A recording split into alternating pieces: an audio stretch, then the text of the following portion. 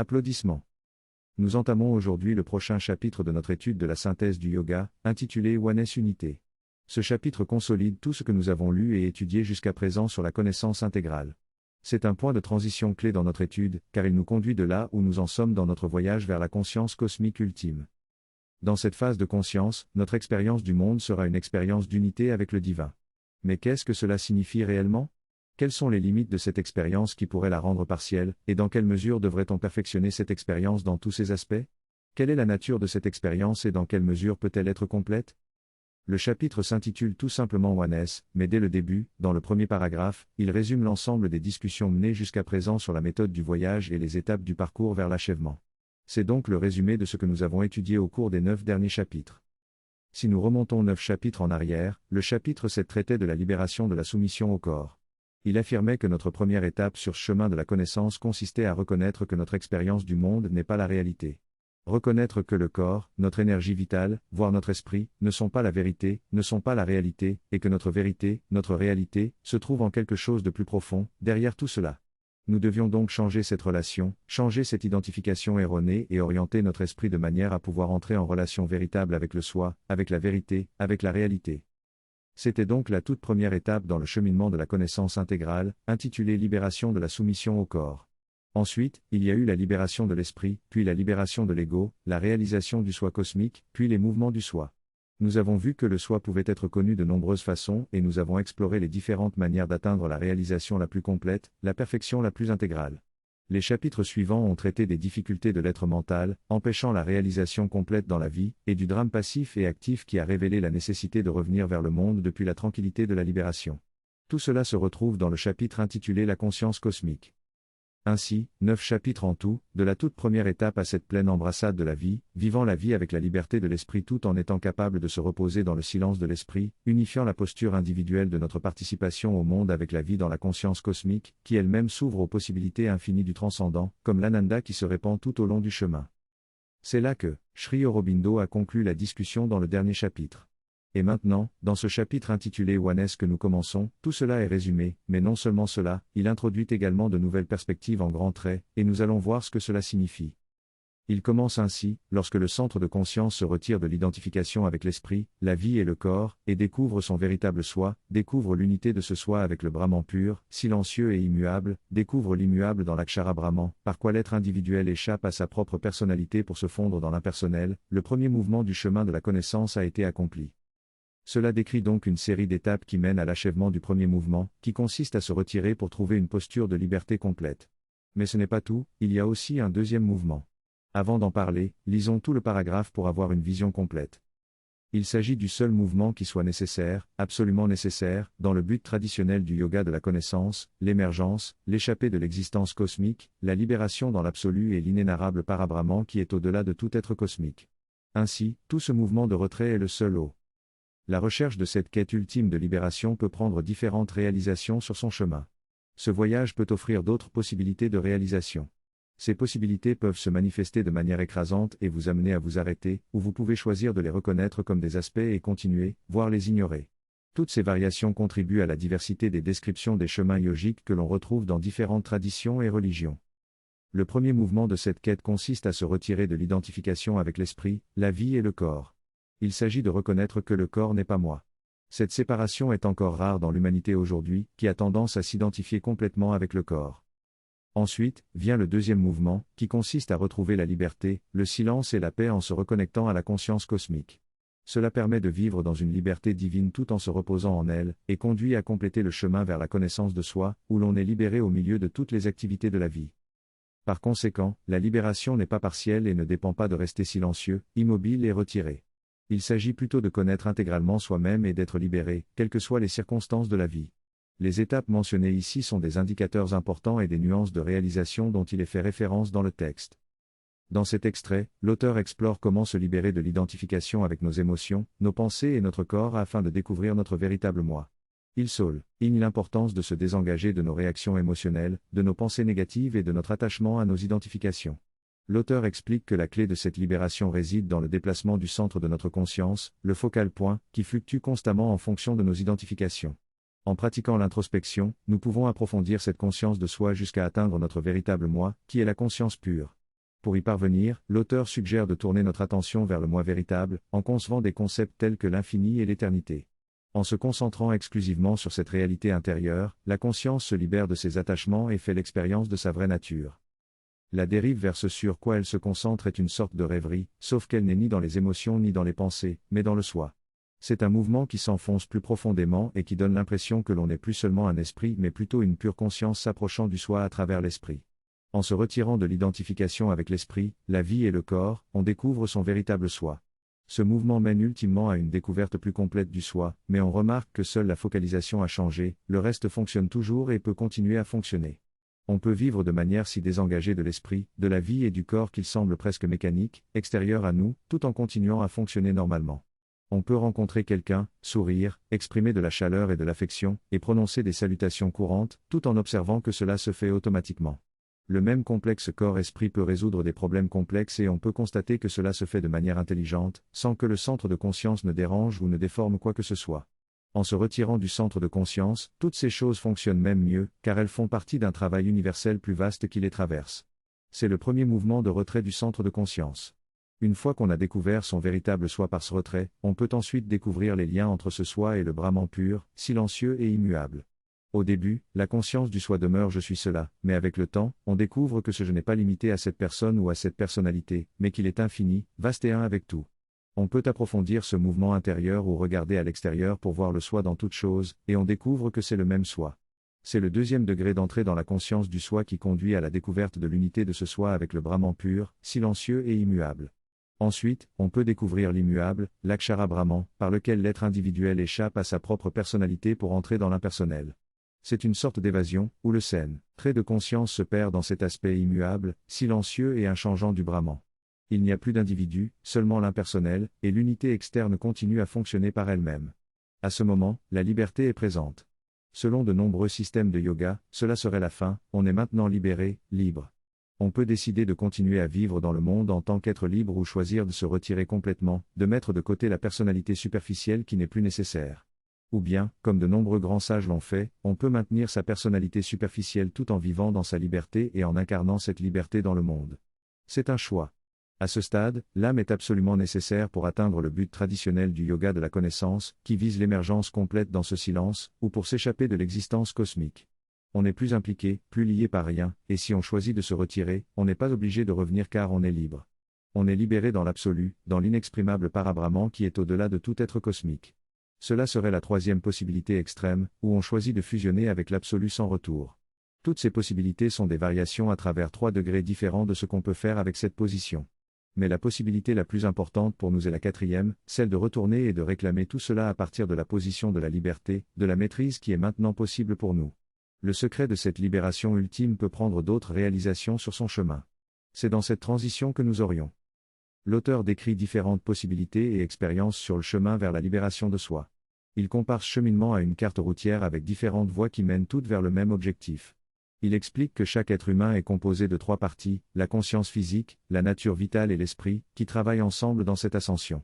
Il utilise l'exemple de Le Magicien d'Oz pour illustrer cette idée, où les 3 personnages, l'épouvantail, le lion et l'homme en fer blanc, représentent ces différentes facettes de l'être humain et se complètent mutuellement dans leur voyage. L'auteur décrit également plusieurs expériences majeures sur ce chemin, notamment la réalisation du Seigneur de l'univers, la perception du divin au cœur de tous les êtres et la conscience cosmique. Il souligne l'importance de la présence divine dans chaque être et la compassion envers tous les êtres vivants. Il est plus naturel pour l'esprit de percevoir une présence unique qui remplit tout et, à travers elle, une 4e expérience peut connaître et ressentir son unité avec tous les êtres. Selon notre approche ou notre tempérament, l'une ou plusieurs de ces expériences peuvent se manifester sur notre chemin spirituel. Sri Aurobindo décrit chacune de ces expériences dans ses sauts, qui capturent toutes les perspectives et expériences spirituelles significatives du cosmos. Ces expériences sont présentées comme des étapes ou des circonstances du voyage vers l'ineffable but final. En approchant de cet objectif ineffable, toutes les possibilités et facettes de l'expérience tendent à se manifester spontanément. Cela s'explique par le processus d'épanouissement de notre âme alors que nous approchons de l'essence même de notre être. Cet épanouissement rappelle le concept d'évolution, qui consiste en un dépliage de ce qui est enveloppé et caché en nous. L'approche spirituelle nous permet de libérer et de déployer toutes nos potentialités cachées. Lorsque nous examinons les différentes possibilités qui émergent dans notre vie, il est important de comprendre pourquoi certaines possibilités se manifestent plus rapidement ou plus intensément que d'autres. Cela peut être dû à plusieurs facteurs. Tout d'abord, il est important de considérer le parcours de notre âme. Notre âme a traversé de nombreuses vies et a travaillé sur différents aspects de son développement.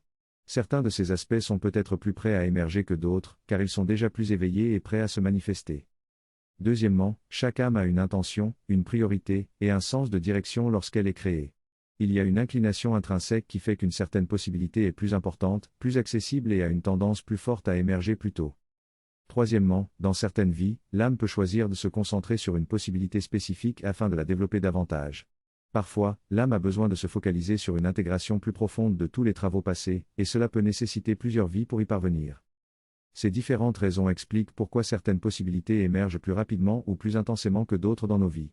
Il est important d'observer nos propres tendances et de comprendre ce que notre être intérieur cherche à réaliser ou à intégrer dans cette vie afin de suivre le chemin de notre âme et de participer à son évolution.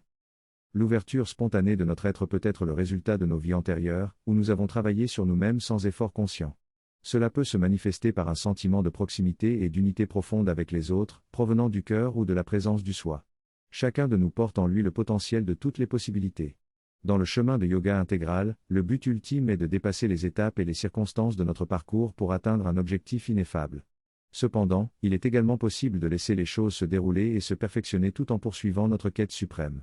Une fois que nous avons atteint la liberté, le silence et la paix intérieure, nous sommes en mesure de reprendre possession de la conscience cosmique du Brahman actif et silencieux et de vivre en toute sécurité dans cette liberté divine.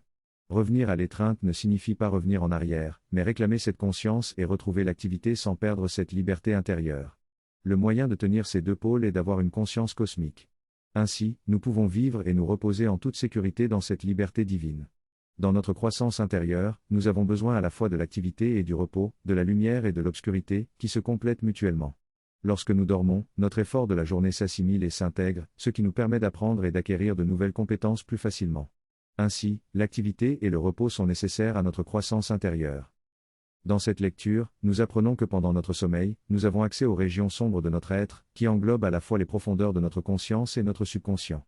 C'est dans cet état que se produit une activité intérieure, où nous pouvons initier des efforts et mettre en place des énergies qui auront des répercussions dans notre vie éveillée.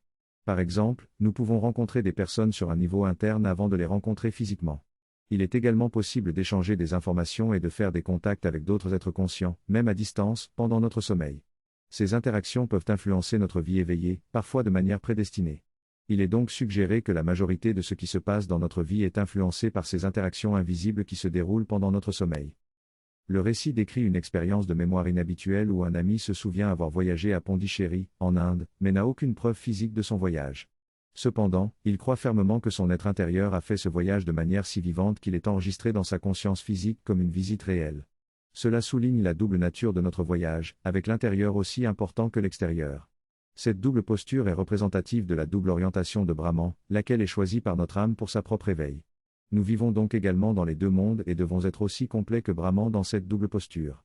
Lorsque les deux sont intégrés, nous vivons toujours dans le silence, la paix et la liberté tout en étant pleinement engagés dans l'activité.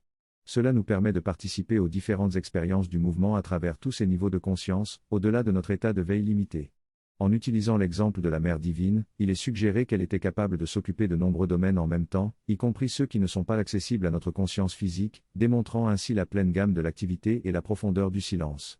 Notre activité s'étend donc à tous ces niveaux de conscience, tout en étant en parfaite tranquillité et liberté, s'engageant avec quelque chose de beaucoup plus vaste et complexe. Dès que vous sortez de votre corps et passez dans le corps subtil, vous êtes raisonnablement en sécurité. Cependant, lorsque vous matérialisez le corps subtil et entrez dans la zone matérielle, si vous le densifiez suffisamment, vous pouvez vous blesser physiquement.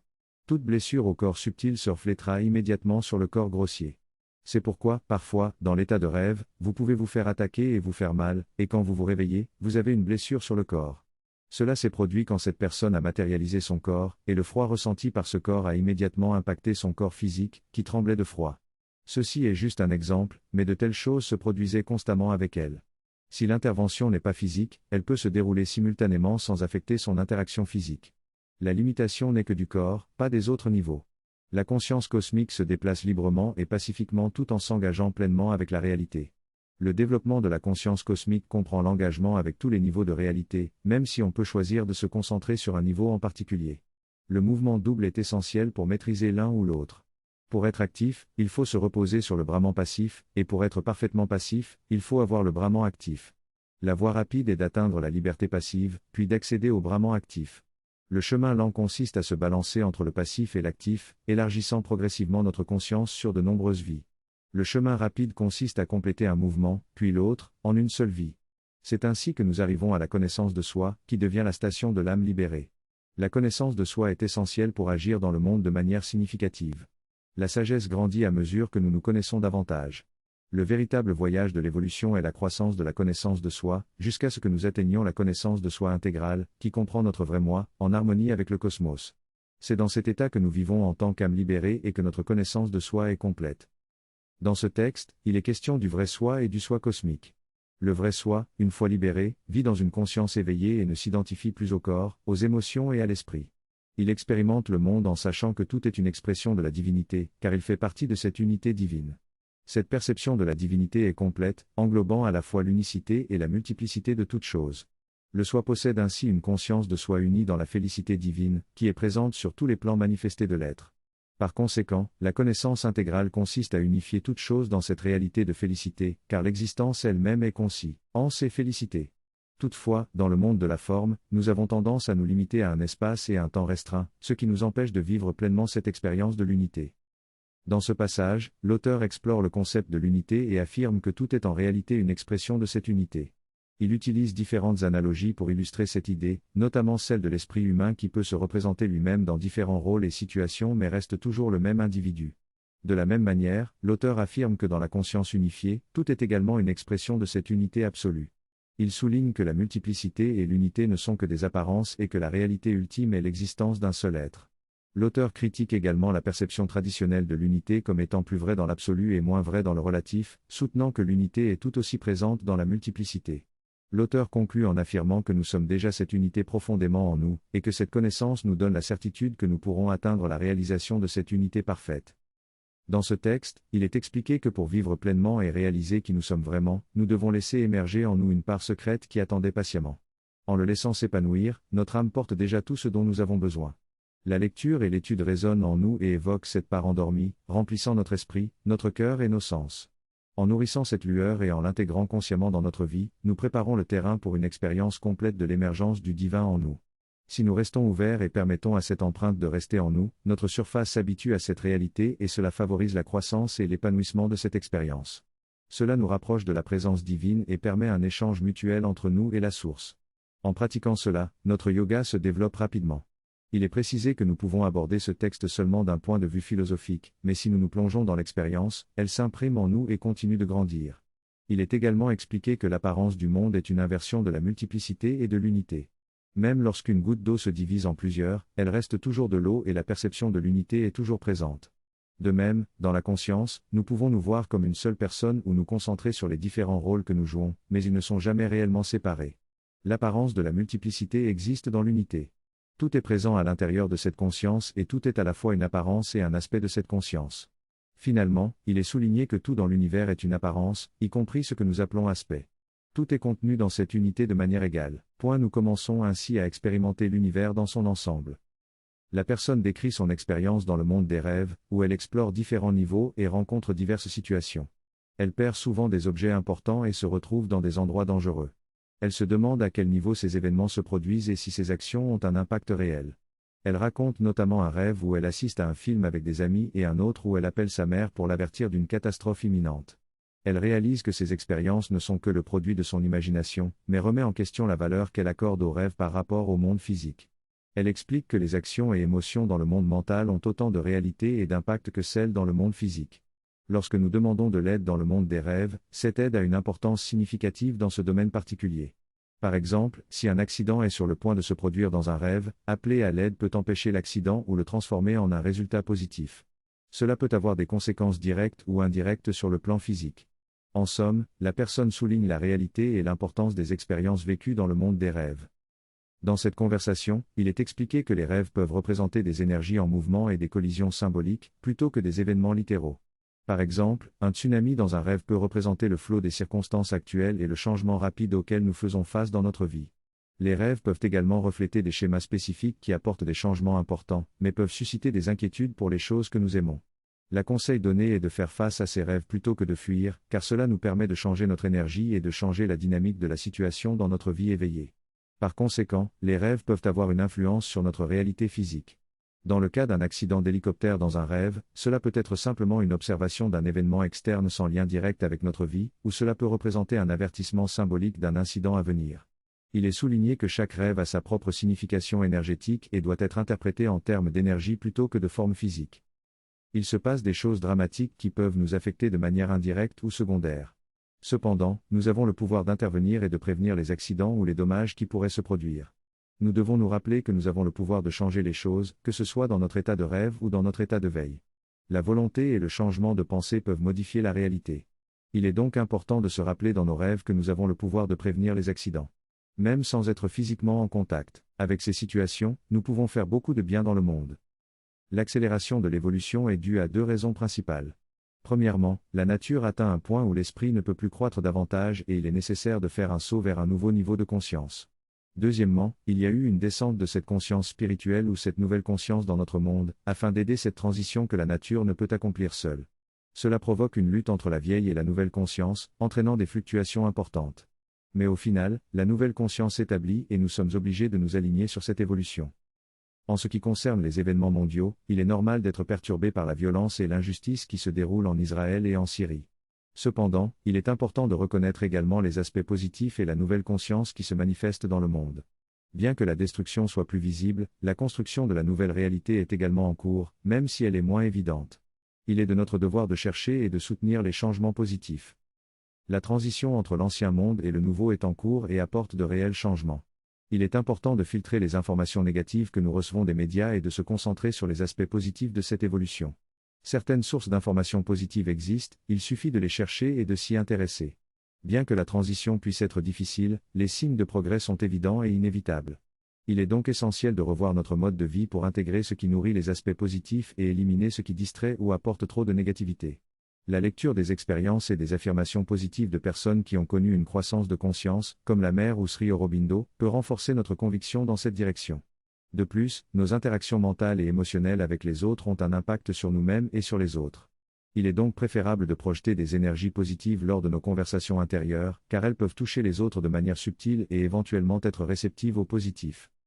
La balise d'un contenu heureux ne sera pas atteinte, donc si je dis dans la conversation de mon esprit, « Souviens-toi, quand tu viens, apporte ce livre particulier que je veux », et la personne vient et ne l'a pas apporté, tu ne peux pas lui en vouloir. Je t'ai dit dans mon esprit de l'apporter, ça ne fonctionne pas. Mais si tu as un lien fort avec cette personne, que ce soit mental ou émotionnel, tu peux demander à ce souvenir de remonter, mais pas avec des mots. Je ne peux pas dire apporte ce livre, ça ne t'aidera pas à te souvenir du livre. Pour amener le livre toi-même et te connecter avec cette personne dans cette urgence, ils doivent être ouverts à toi, amicaux envers tout. Ils ressentiront cette urgence que tu ressens et cela provoquera la pensée de prendre le livre, la pensée viendra. Si leur esprit est plein de doutes, ou s'il n'y a pas assez de raisons, ils pourraient se demander pourquoi cette pensée leur vient à l'esprit et l'ignorer. Si la pensée ne les embrouille pas, ou s'ils savent que c'est important, ils pourraient dire « Oh oui, merci mon Dieu, je me souviens » sans réaliser que c'était ton appel qui a évoqué le souvenir. En réalité, nous faisons cet échange tout le temps, inconsciemment.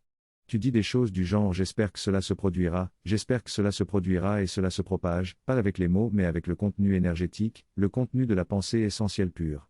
Les gens le captent et peuvent l'accepter ou le rejeter. J'ai observé que cela me surprend, car quand je parle avec les gens, je dis des choses dont je me dis « Oh mon Dieu, je ne savais pas ça ou c'était bien dit ». Mais quand la conversation se termine, c'est fini, la connexion avec cette personne et tout le reste. J'oublie tout cela. C'est comme terminer une tâche. Le seul inconvénient d'un tel contact est qu'on peut facilement se perdre dans une création de notre propre esprit. Je pourrais involontairement créer une image d'une situation qui n'est pas vraie, et alors je me perds dedans. C'est ce qu'il appelle une construction mentale. Tu construis une réalité et tu joues dedans.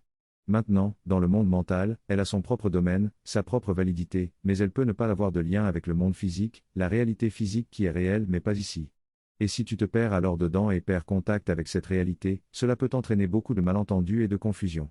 Il faut donc comprendre la valeur de cela. Si jouer dans cette réalité positive te procure de la satisfaction, c'est bien, tant que tu sais faire la distinction entre sa relation avec le monde physique et tu sais où tirer le trait. Avec les enfants, jouer dans le monde mental est un terrain d'entraînement très utile. Par exemple, si je dois rencontrer quelqu'un pour la première fois et que je vais vivre ce type d'interaction pour la première fois de ma vie, que dois-je faire? Que dois-je dire? Comment dois-je me comporter? Je ne sais pas et je n'ai personne pour m'apprendre ou me montrer. Donc, dans mon esprit, je pense à des scénarios, je crée un scénario, je dis ça et je vois comment l'autre personne réagirait. Je vais par là et je vois que ça ne fonctionne pas, donc je change de tactique. J'approche les choses de cette manière, j'essaie ça. C'est comme jouer dans une réalité virtuelle et essayer différentes choses, et finalement dire, d'accord, il semble que la meilleure façon soit comme ça. C'est utile, tant que tu sais et que tu es conscient que tu joues avec des possibilités, et ensuite tu choisis parmi elles celle qui te paraît la meilleure à exercer.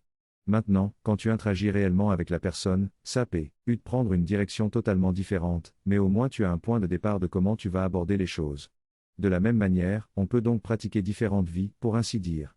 Que se passerait-il si je vivais dans un monde avec des circonstances totalement différentes? Que se passerait-il si je vivais dans une autre ville avec ces circonstances? Que se passerait-il si j'étais dans un espace sans eau? Tu peux jouer avec cette réalité et voir où cela te mène, et même ressentir des expériences de cela.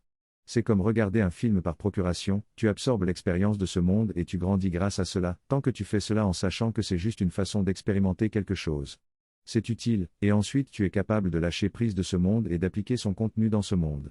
Voilà pourquoi je suis toujours resté en Inde, car tu es rentré chez toi. Une fois que tu es chez toi, tu n'as plus besoin d'attention spirituelle. Comme je l'ai dit précédemment, dans nos vies, nous avons souvent erré pour ramener rapidement des choses essentielles de notre voyage qui doivent être synthétisées, et après avoir rapidement traversé ces expériences, tu arrives à un point où maintenant c'est là et tu n'as plus besoin d'errance. C'est ce que je veux dire par chez toi spirituellement.